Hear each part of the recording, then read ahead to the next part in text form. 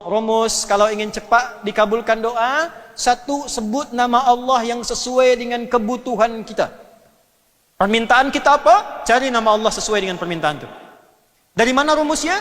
Di Quran surah 17 ayat 110. Jadi kalau agak panjang sikit apa ya, kita melebar sikit. Quran surah 17 ayat 110. Qulid'ullaha awid'ur rahman ayyamma tad'u falahul asmaul husna. Bila engkau hambaku memiliki hajat kepadaku, sebut namaku. Bukan update status. Bentangkan sajadah, bukan bentangkan Instagram. Bukan buka YouTube, lantas tuan puan siapalah itu subscriber, ucapkan amin ya. Ha?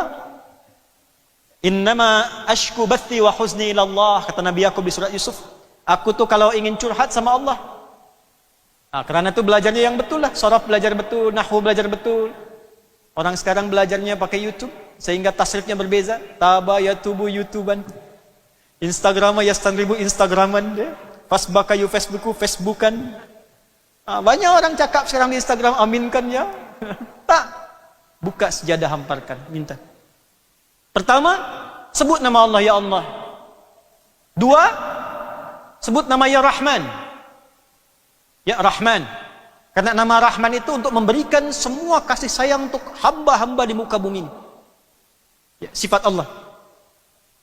Dalam ulama itu kalau membuka majlis-majlis seringkali itu membuka dengan satu hadis yang sangat viral. Ar-Rahimuna yarhamuhumur Rahman. Atau dalam riwayat lain, yarhamhum ya Ar-Rahman tabaraka wa ta'ala. Irhamu man fid dunya yarhamuhum atau yarhamhum man fis sama. Rahman. Bolehlah kita baca ya Rahman, ya Rahman, lalu sebutkan hajat kita. Ayyamma tad'u, tapi kalau tuan puan tahu, sila pilih nama yang sesuai dengan hajat kita. Allah bentangkan nama yang sesuai dengan hajat kita, diberilah nama itu dengan Al-Asma'ul Husna. Nah, Al-Asma'ul Husna ini bukan sekedar nama dia 99, tak. Semua nama itu dipilihkan oleh Allah sesuai hajat kita. Tuan-puan butuh rezeki, sebut namanya Ya Razak. Ada masalah, ingin ada solusi, sebut namanya Ya Al-Fattah. Belajar di pondok, ingin dibuka ilmu, sebut namanya Ya Al-Alim. Banyak problem lah kita, minta pada Allah, sebut Ya Sabr. Kita tak perlu semua disebut. Semua disebut Ya Sabr, tak punya problem, dikasihlah problem tu. Ya, pilih nama sesuai kebutuhan hajat kita. Nabi Zakaria divonis, orang cakap, orang kata ini tak mungkin punya keturunan, terbatas dia. Maka beliau memilih nama Allah yang memberi tanpa batasan, Wahhab. Dialihkan ke permohonan, Hab. Qala Rabbi habli. Ya Allah, sila tengok terjemahannya. Mereka kata hamba tak mungkin punya keturunan, karena hamba punya keterbatasan. Maka hamba mohon kepada engkau saja yang memberi tanpa batasan. Min ladunka, dari sisimu saja. Karena orang cakap tak mungkin dari mereka, maka hamba minta darimu saja. Ya. Rabbi habli.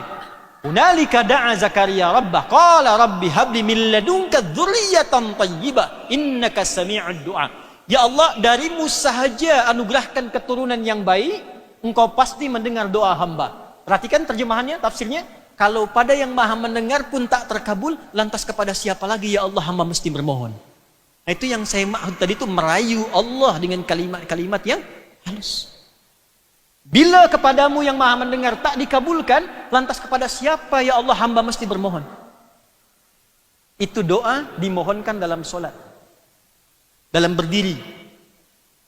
Ya, belum selesai, belum usai solat, masih berdiri, dan ditunaikannya di mihrab, mihrabnya Maryam. Maka apa yang terjadi?